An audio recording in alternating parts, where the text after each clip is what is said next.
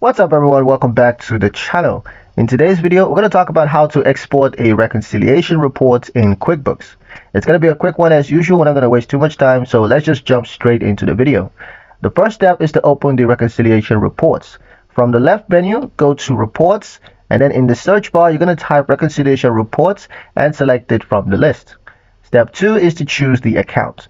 Now select the bank or credit card account that you want to reconcile and then pick the statement period that you want to export.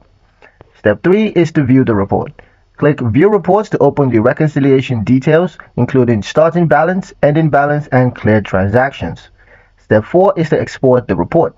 Now at the top right, you're going to select the export icon. You can choose export to Excel or export as PDF, depending of course on your needs.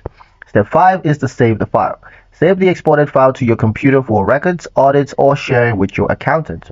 A pro tip is to export your reconciliation reports monthly to keep a backup in case of QuickBooks data issues. And that's pretty much it for the video, guys. Hope you liked it. Hope you found the information here useful enough. If you did, like, share, and subscribe for more helpful tutorials. Thank you guys for watching, and we'll see you in the next one.